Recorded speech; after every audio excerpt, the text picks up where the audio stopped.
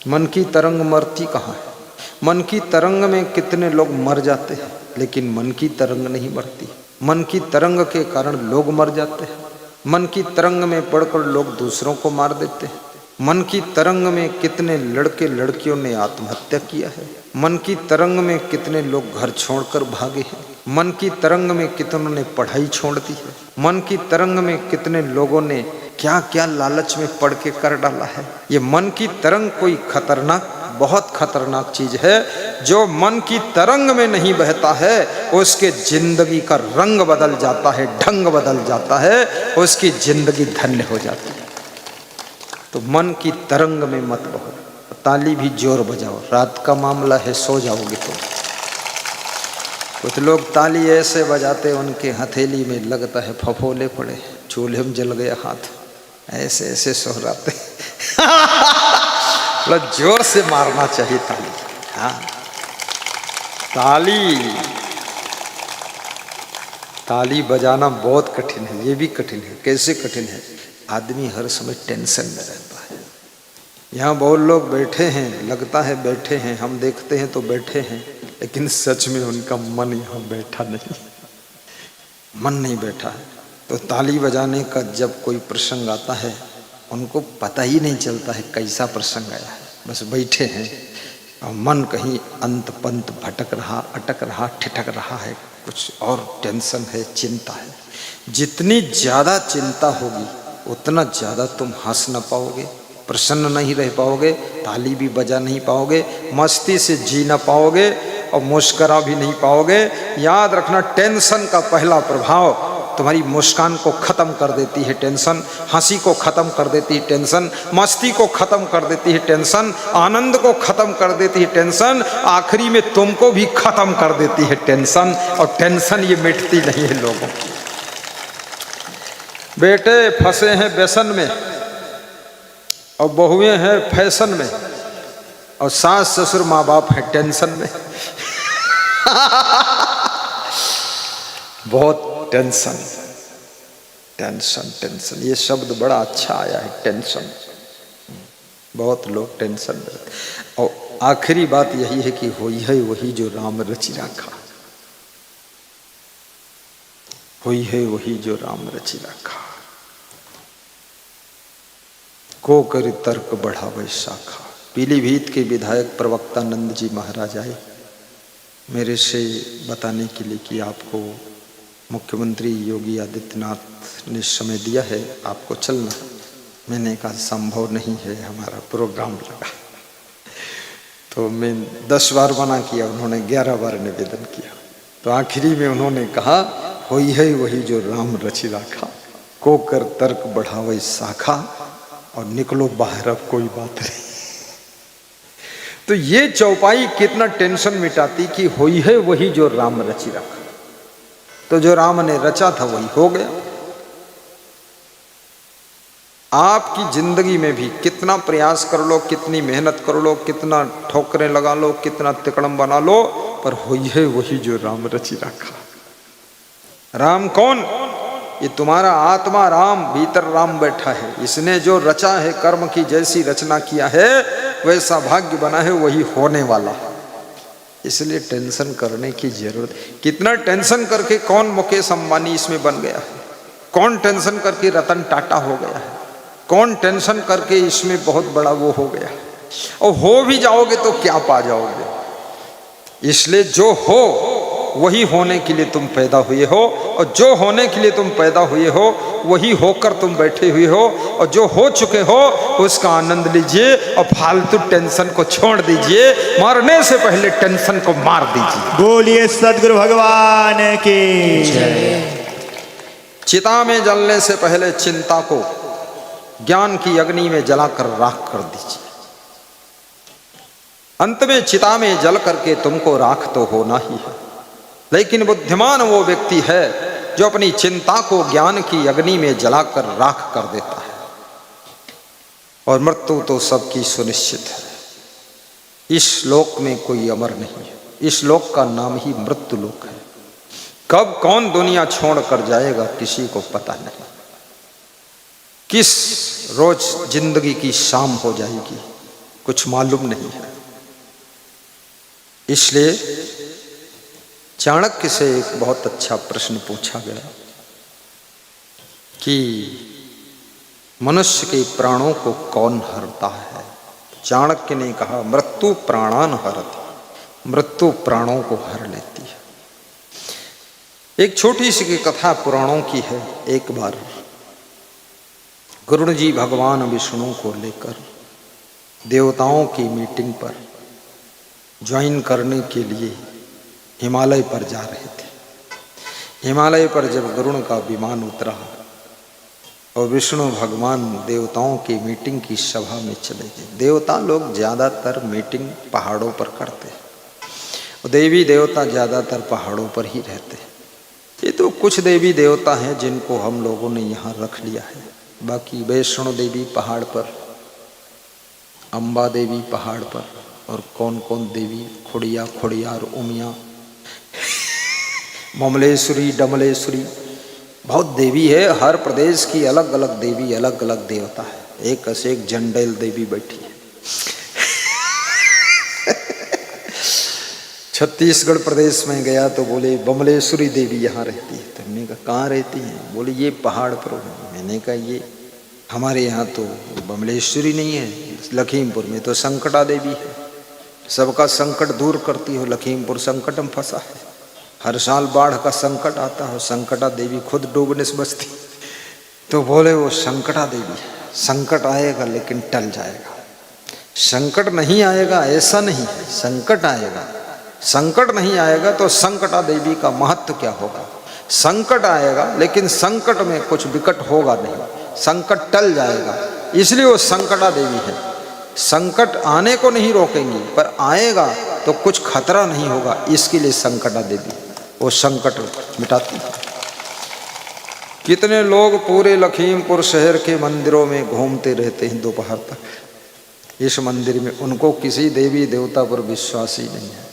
सबका माथा नवाबत है कि हे देवी तुम्हें देखे रहो, हे देवता तुम्हें देखे रहो। देवी देवता भी हंसते हैं कि तुम्हें भरोसा की के पर है, एक जगह जाओ ये सब जगह मुँह मारत फालतू ही। देवी देवता भी तंग हैं, सौ मुश्किल है उनका। आज मैं बंसी वाले बाबा के यहाँ गया तो हनुमान जी की मूर्ति में पर्दा लगा हुआ था। तो हमने कहा पर्दे के अंदर रहते हैं? बोले मुँह दिखाते बाकी अंदर कही दी थे। तो हमने कहा जब पर्दा लगा है तो वहाँ अंदर जा कर के पर्दा उठा के देखा कौन जरूरत। तो हमने गेट पर फूल चढ़ा दी। हमने कहा जय हनुमान जी, पूरा पर्दा लग गया है। बंसी वाले बाबा का आश्रम बहुत अच्छा लगा, बड़ा रमणीक स्थान है, रेलवे लाइन के पास में। तो बिलग बिलग प्रदेशों के देवी देवता बिलग बिलग। तो हिमालय पहाड़ पर देवताओं की मीटिंग होना था। मीटिंग बहुत जरूरी है। नेताओं की मीटिंग होती है, साधुओं की मीटिंग होती है, आश्रमों में मीटिंग होती है, घर में भी मीटिंग होती है, और मीटिंग से ही सब सेटिंग होती है। सेटिंग के बाद एक्टिंग होती है, एक्टिंग के बाद सब सफलता मिल जाती है। इसलिए मीटिंग कर लो। कितने घरों में मीटिंग में ही मारपीट हो जाती है। क्योंकि वहाँ सबका दिमाग अपसेट है। दिमागी सेट नहीं, मीटिंग क्या करेंगे? अपनी अपनी ढपली, अपना अपना राग, अपना अपना शंख बजा रहे सब।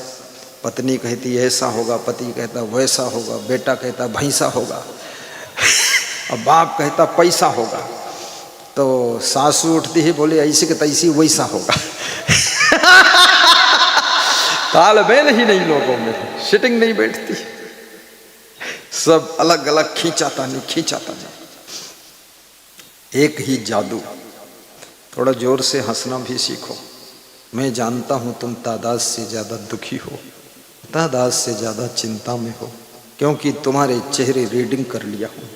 लेकिन मैं ये भी जानता हूँ अगर तुम हंसोगे नहीं तो बहुत जल्दी मृत्यु को प्राप्त हो जाओगे। इसलिए जी लो, अगले साल आऊँ तो फिर सत्संग सुन लो। मरना तो है ही, लेकिन इतना जल्दी मत मरो, ज़्यादा टेंशन मत लो। ताली भी बजा दिया करो, हंस भी दिया करो, क्योंकि ये संसार तो ऐसे ही चलता है। ज़्यादा वो मत बनो जैसे एक कुतिया थी। कुतिया बैलगाड़ी के नीचे चल रही थी और बहुत कांख रही थी। तो गांव भर की कुतिया इकट्ठी हुई, कुत्ते इकट्ठे हुए, बोले तू क्यों कांख रही है? बोले तेरे को दिखता नहीं, इतनी बड़ी बैलगाड़ी तो मैं ही खींच रही हूँ।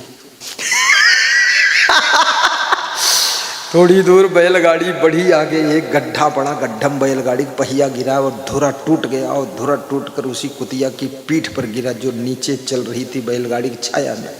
तब उसकी पीठ दब गई, रीढ़ टूट गई, तो बड़े जोर चिल्लाई पे पे पे। तो सब कुतिया इकट्ठी हुई, क्या हुआ? बोले अब पता चला बैलगाड़ी मैं नहीं खींच रही थी, बैलगाड़ी तो बैल खींच रहे थे, धुरा गिरा वही नहीं संभाल पाई। तो तुम वही कुतिया हो, पे पे कांखते रहते हो फालतू। अरे ये परिवार की बैलगाड़ी कौन खींच रहा है? सब मिलजुल कर खींच रही है।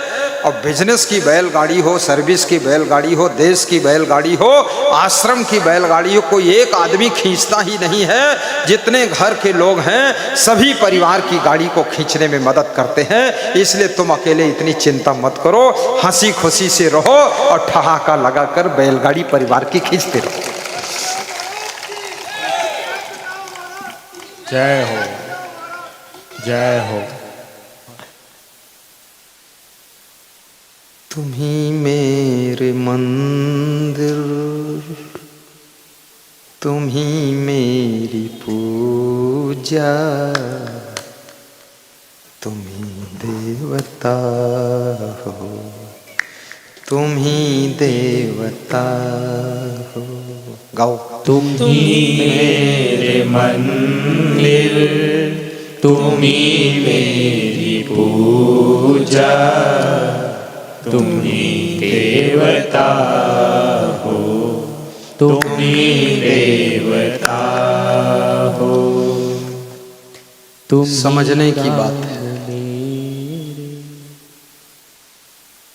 संसार में कबीर जब हम पैदा हुए, जग हंसे हम रोए, ऐसी करनी कर चलो, हम हंसे जग रोए। कबीर साहब ने 2 लाइनों में बहुत बड़ी बात कही है। कबीर जब हम पैदा हुए, जग हंसे हम रोए, ऐसी करनी कर चलो, हम हंसे जग रोए। जब तुम्हारा जन्म होता है तुम रोते हो, लेकिन परिवार कुल कुटुंब के लोग हंसते हैं, खुशी मनाते हैं। कबीर कहते हैं जन्म तो रोते हुए हुआ है, लेकिन जीवन हंसते हुए जियो। और दुनिया छोड़कर जब जाओ तो हंसते हंसते छोड़ कर जाओ। और ऐसी करनी कर चलो, ऐसे कर्म करो, ऐसा स्वभाव बनाओ, ऐसा चरित्र बनाओ कि जब दुनिया छोड़कर जाओ तो तुम्हारे प्रेम में तुम्हारे परिवार कुल कुटुंब के लोग तुम्हारा वियोग सह न सके और रोते रहे कि हमारे बीच से एक बहुत सुंदर व्यक्ति चला गया है। जन्म लिया है, खुद रोए हो, दूसरों को हंसाया है, और मरो तो खुद हंस करके मरो और दूसरों को रुला दो, तब समझ लो जीने का ढंग आ गया है, जीने का ढंग आ गया है। जिंदगी ऐसी बना जिंदा रहे दिल साद तू न हो दुनिया में तो दुनिया को आए याद तू। गाइए। तू न हो दुनिया में तो दुनिया को आए याद तू। जिंदगी ऐसी बना जिंदा रहे दिल साद तू। तू न हो दुनिया में तो दुनिया को आए याद तू। दुनिया सैकड़ों साल तक तुमको भुला न सके।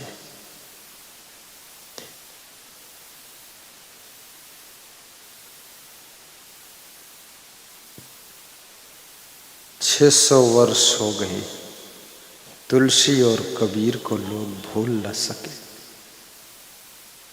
बुद्ध को 2500 वर्ष हो गए, कोई भूल नहीं पाया है।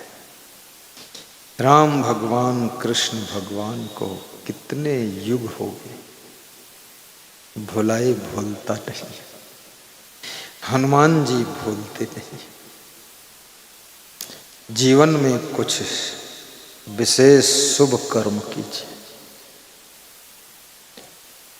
और कुछ परमार्थ का भी कार्य कीजिए। परमार्थ, स्वार्थ के लिए तो पशु पक्षी भी जी रहे। पेट भरने के लिए पशु पक्षी भी दिन भर मेहनत करते रहते हैं। अगर तुमने भी केवल पेट और पेटी, बेटा और बेटी, इसी में जिंदगी गंवा दी तो ये पशुओं से भी बदतर जिंदगी है। क्योंकि तुम मनुष्य हो, क्योंकि मनुष्य के लिए भगवान राम ने कहा था, बड़े भाग्य मानुष तन पावा, सुर दुर्लभ सद्ग्रंथ ने गावा। मनुष्य जीवन को ही बड़े भाग्य से प्राप्त करने को माना गया है, क्योंकि मनुष्य जीवन में विशेषता है। आप अपना स्वभाव बदल सकते हो, आदतें छोड़ सकते हो, कैसा भी कर्म करना चाहो कर सकते हो, सुंदर चरित्र का निर्माण कर सकते हो। अपने जीवन को जैसे ढंग से जीना चाहो वैसे जी सकते हो। साधु बनकर जीना चाहो, गृहस्थ बनकर जीना चाहो, चोर बनकर जीना चाहो, दानी बनकर जीना चाहो, जुआरी बनकर जीना चाहो, शराबी बनकर जीना चाहो, सेवक बनकर जीना चाहो, नेता बनकर जीना चाहो, डॉक्टर बनकर जीना चाहो, आपकी चाहत की जिंदगी मनुष्य शरीर में अवसर मिलता है। आप जैसा जीना चाहे जी सकते हैं। चरित्रवान बनकर जियो, चरित्रहीन बनकर जियो, क्रोधी बनकर जियो, विरोधी बनकर जियो, प्रेमी बनकर जियो, जीने में आप स्वतंत्र हैं।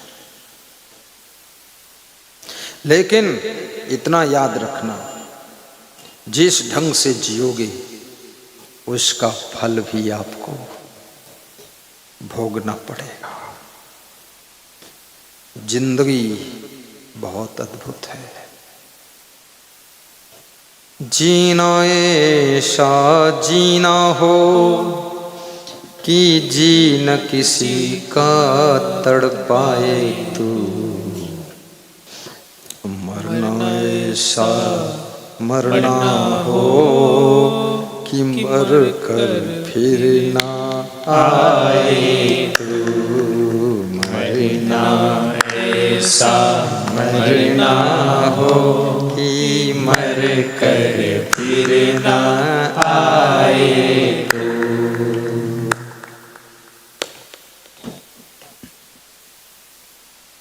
ऐसी मृत्यु हो आपकी कि मरने के बाद दोबारा मरना ना पड़े, अर्थात मोक्ष हो जाए। मरने से पहले अपनी वासनाओं को मार लो, मरने से पहले मोह को मारो, क्योंकि मोह और ममता बार बार इस संसार में तुमको खींच कर लाती है।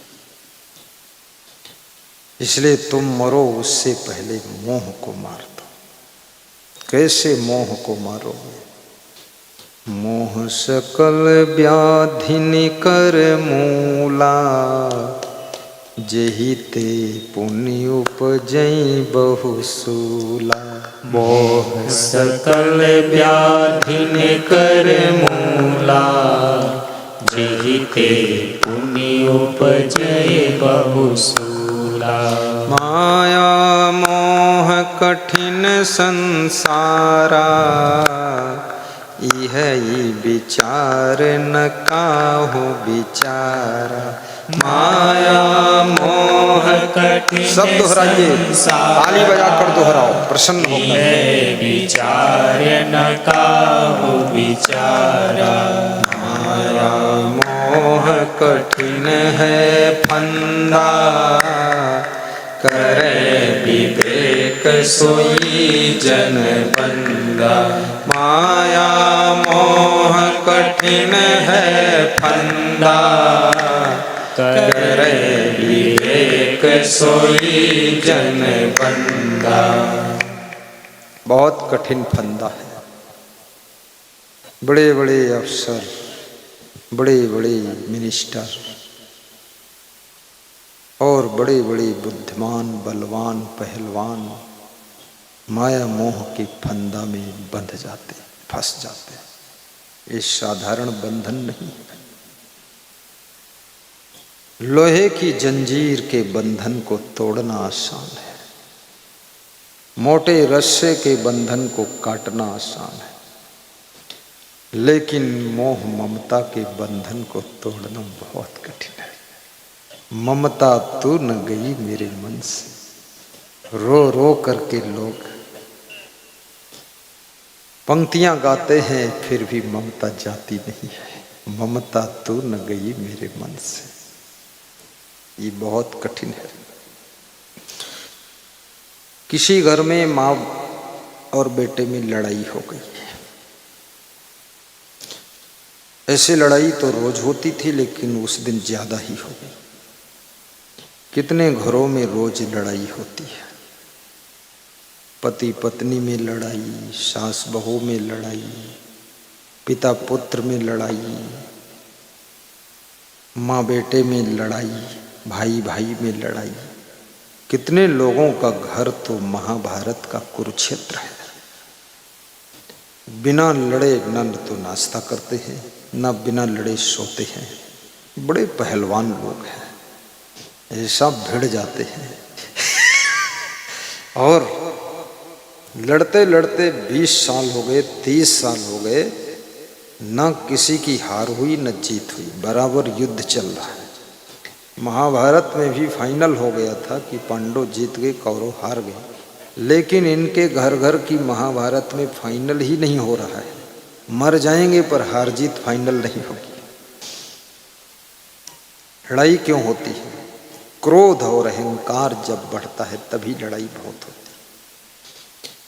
तो मैं एक कहानी सुना रहा था गरुण जी के साथ की कहानी, कि मनुष्य के जीवन की शाम कब हो जाए, कहाँ हो जाए, क्या पता है।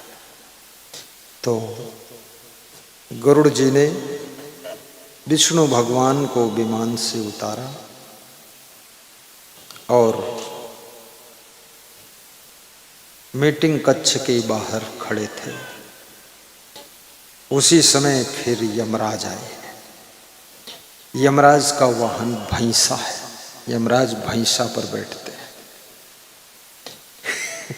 अगर यमराज किसी को ना मार पाए तो उनका भैंसा तो मार ही डालेगा। बड़ी बड़ी सींग वाला भैंसा। हिंदू धर्म में बड़ी आनंद आती है कि हमारे देवी देवताओं के वाहन, किसी का वाहन मशीन वाला नहीं है, मशीन किसी में नहीं लगी। और भगवान के भक्तों के वाहन सब मशीन वाले, सब इंजन वाले। कार है, मोटरसाइकिल है, साइकिल है, स्कूटी है, बस है, ट्रेन है, एरोप्लेन है।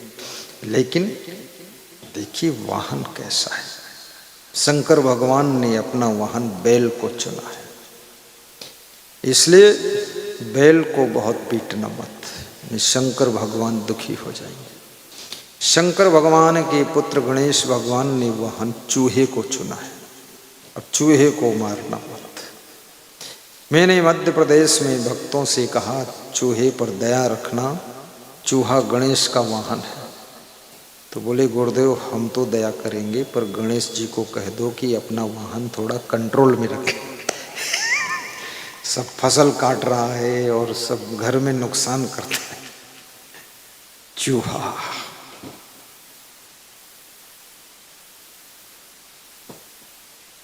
देखिए भगवान बड़े दयालु, चूहे हैं, पंछी हैं, चींटी है, कीड़े मकोड़े हैं, चिड़ियाँ हैं, ये सब मनुष्य के अधीन ही तो है। ये मनुष्य के साथ में जुड़े रहते हैं, उसी में से कुछ कुछ खाते रहते हैं, जीते रहते हैं, क्योंकि इनके पास में खुद का खेत पात बिजनेस कुछ है नहीं। तो तुम्हारे ही इनको ये भी नहीं मालूम है ये जो आपने खेत में मक्का बोया है उनके लिए बोया है, किसके लिए बोया है। ज्यों ही उसमें भुट्टा आता है मक्का का तो कौवा आ जाता है, भुट्टे का छिलका निकाल कर खा लेता है, बंदर आ जाते हैं वो भी तोड़ ले जाते हैं। मनुष्य की कमाई में पूरी सृष्टि पल रही है। मनुष्य तो पलता ही है लेकिन पूरी सृष्टि पलती है। आप गन्ने को देखिए उसमें कितनी चींटी है, सब रस चाट रही है, कितना चेंटा भरा हुआ, कितना कीड़ा उसी में रस खा रहा है। और हर अनाज में कीड़ा लग जाता है, गेहूं के अंदर घुन है वो भी खाता है, आलू के भीतर कीड़ा पैदा होता है, टमाटर के भीतर कीड़ा, भिंडी के भीतर कीड़ा, फूल गोभी में कीड़ा, और सरसों में इतनी माहू की कीड़ा ही कीड़ा सब चिपटा हुआ है, छुई लो तो 10-5 हजार मर्जी है। तो बहुत मुश्किल का काम है। लेकिन इसलिए किसान जब खेती करता है और उसमें जीव जंतु मरते हैं तो किसान को पाप नहीं लगता है, क्योंकि किसान की कमाई में पूरी सृष्टि पेट भरती है, इसलिए किसान का पुण्य ज़्यादा होता है, पाप बहुत कम होता है। किसान को घबराना नहीं चाहिए, जानबूझकर मारना भी नहीं चाहिए, लेकिन उसमें डरने की जरूरत भी नहीं। मनुष्य के आश्रय में सभी प्राणी जीवन यापन करते हैं, और जो प्राणियों पर दया करता है, प्रेम करता है, उसका भाग्य सौभाग्य में बदल जाता है। लखनऊ के एक भक्त ने कहा कि मैं बहुत गरीब था, मेरी माँ ने कहा कि चिड़ियों को दाना चुंगाना, बोले चुंगाने लगा, थोड़ा अमीर हुआ।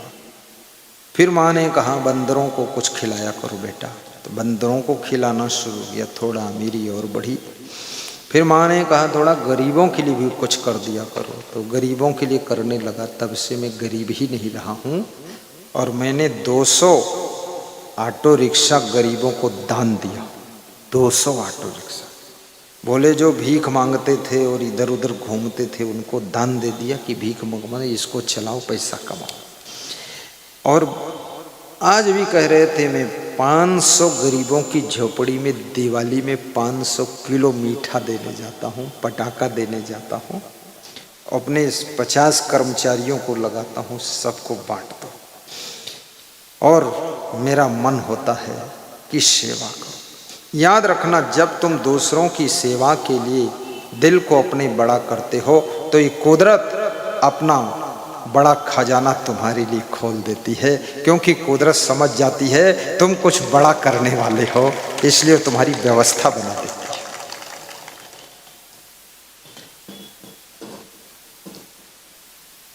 दान किए धन ना घटे जो सहाय रघुबीर, सेवा भाव रखो, परस्पर प्रेम से भी रहो। तो विष्णु भगवान अंदर मीटिंग में चले गए। जब यमराज आए और गरुड़ जी ने देखा तो यमराज की तिरछी नजर एक चट्टान पर बैठी हुई चिड़िया के ऊपर गई, बहुत तिरछी नजर से देखा तो समझ गए गरुड़ जी की ये चिड़िया को यमराज अब मार डालेंगे, क्योंकि यमराज जिसको घूर कर देखे तो समझ लो उसकी मौत आ गई। यमराज मारने का काम करते हैं। यमराज भी देवताओं की मीटिंग में अंदर सभा में चले गए तो विष्णु भगवान का जो वाहन था गरुड़ भगवान, उनको दया आ गया। उन्होंने उस चिड़िया को अपने ऊपर बिठाया और वहाँ से 1000 किलोमीटर दूर जाकर जंगल में एक घनी झाड़ी में चुपके से बिठा दिया जाएगा कि अब यमराज इसको ढूंढ ही नहीं पाएंगे, अब कैसे मारेंगे, इसकी रक्षा होनी चाहिए। समाज में कुछ लोग रक्षक का काम भी करते हैं। रक्षा, देश की रक्षा, समाज की रक्षा, गांव की रक्षा, परिवार की रक्षा। आपके परिवार में कोई न कोई रक्षक है, कवच कुंडल की तरह परिवार की रक्षा करता है। और जो रक्षा करे वो बड़ा महान होता है।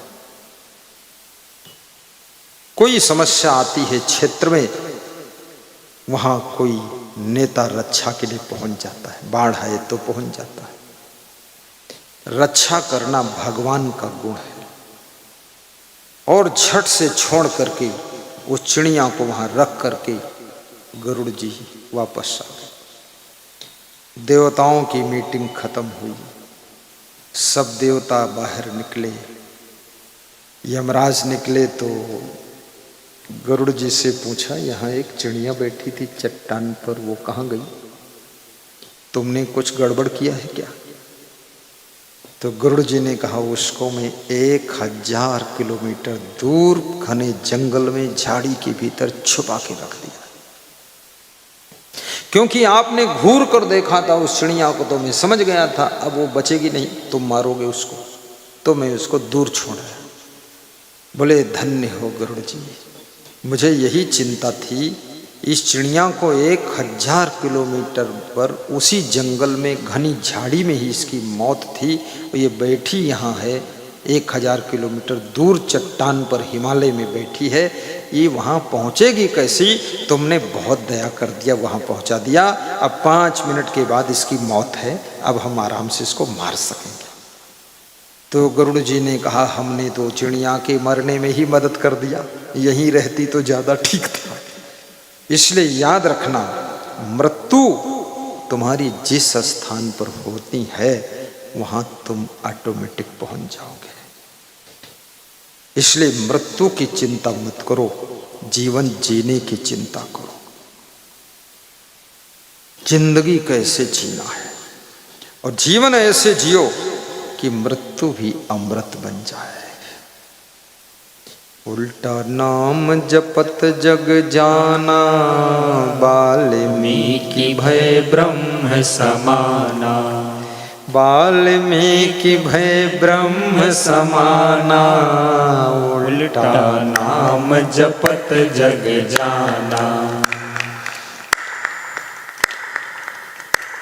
गाइए। गुरु बिन भवनिधि तरय न कोई, जो विरंचि शंकर सम होई। गुरु बिनु भवनिधि तरय न कोई, जो विरंचि शंकर सम होई। गुरु कृपाल अगणित गति दाता, गुरु कृपा छूटे यम नाता। गुरु कृपाल अगणित गति दाता, गुरु कृपा छूटे यम नाता। गुरु शरणागत जो कोई आवे, बहुरी न सो 84 जावे। गुरु शरणागत जो कोई आवे, बहुरी न सो 84 जावे। बहुरी न सो 84 जावे। बोलिए श्री सद्गुरु भगवान की जय। दुख भंजन सद्गुरु असंग सरकार की जय।